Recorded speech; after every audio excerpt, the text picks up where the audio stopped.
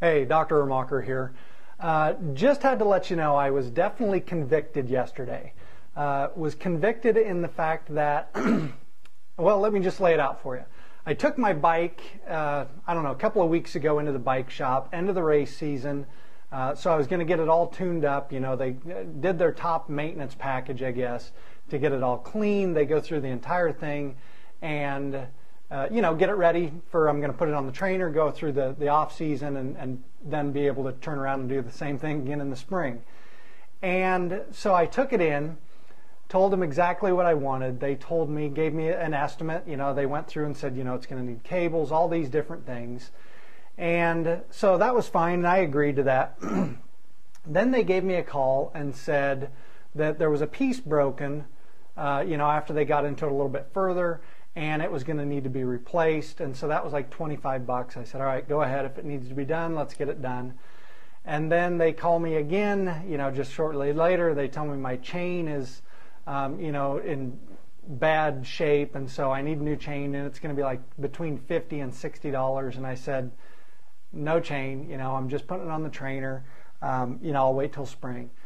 And then they call back again and told me that my tape on my bar ends, you know, because they were replacing all my cables, which go through there, it's all internal housing, the tape was tearing when they were taking it off. And so he said he'd give me a real good deal on, you know, on some tape. And I said, you know, I really didn't plan on, you know, buying new tape. There was really, no one told me there was any reason for it. The tape was in phenomenal shape. It looked, you know, it's white.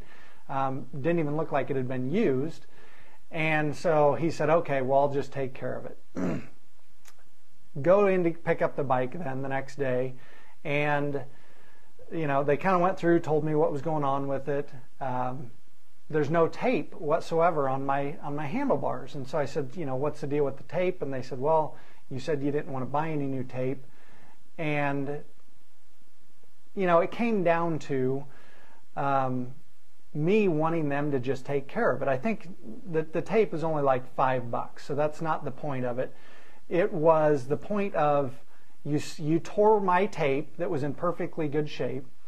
You didn't tell me in the estimate, which was already about $60 more now than, you know, what it was going to be. And so I said, you know, I just thought you told me you were going to take care of it.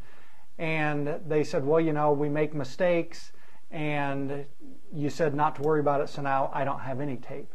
And I said to them then, I said, do you know when you're going to replace this, is that something commonly that happens? Does the tape tear? They said probably 90% of the time the tape tears. I said, when you replace these cables, do you have to take the tape off? And they said 90% of the time we have to take the tape off. And so I said, it's not that you guys made the mistake, and I'm okay with that. I make a mistake every day on something. It happens. But you knew that 90% of the time, you knew you were changing all my cables. We knew that ahead of time. 90% of the time, you have to take the tape off. And 90% of the time, the tape tears. So why wouldn't that be in my original estimate? And they just went on and on about how they make mistakes, and they were sorry. And I said, I understand that, and it's not a big deal. And they said, what do you want me to do? And I said, I just want you to take care of it. And something they just did not do. So that all brings me to what I'm convicted of now. And it was retention. Patient retention for you, customer retention for me, in the fact that, you know, it did get a little bit heated between us. You know, I was confused, didn't understand why they wouldn't just tell me about this ahead of time, why they didn't take care of it. That bike shop lost me as a customer, and I thought I was a pretty good customer. Maybe they were more than happy to get rid of me. I don't know. But, you know, a fair amount of money gets spent in there. And so I don't think they realized that they lost me as a customer, but I won't go back there. One of the things, too, I actually started going to them because the mechanic at the other shop I went to couldn't tune my bike worth a darn. Well, they ended up hiring this guy, and he's the one that worked on my bike this time. So who knows if it's even tuned right. But either way, I'll go to a different bike shop now, and they've lost me. But I'm convicted of that because patient retention is one of the core things of my business. It was always one of the core things of practice. It should be the core of your practice. Everyone wants new patients. I get that. You think about the leaky bucket. You know, if you've got a bucket of water and you say that's your practice and everyone uses this, if you have patients spilling out through all the holes, the small problems you have in your practice, you have to pour a lot more new patients in the top of that. And so is it easier to keep getting more and more new patients, or is it easier to try and fill some of those holes, fix some of those problems? It's a lot easier, and it's a lot cheaper. It's so expensive to get new patients. It's really inexpensive to keep patients and get them coming back further. And so I realized I always had someone do all my retention for me. I said, do this, and it just got done. That person, for me, went away back, I guess, just at the beginning of the summer. And what I realized is my retention is not the same now because those things aren't getting done. So I've been telling you for a little while now about my patient retention formula that I keep saying I'm going to finish, and I haven't done it. And so I apologize for that, but because now of my customer retention problem that I had at the bike shop, I am going to finish that. And I promise you that I will have it to you, and it's going to be a training maybe 60, 90 minutes long. It will not be all inclusive. There are thousands of things you can do for patient retention, but what I'm going to do is I'm going to give you the core of absolutely what you need to be doing in your practice to increase your patient retention.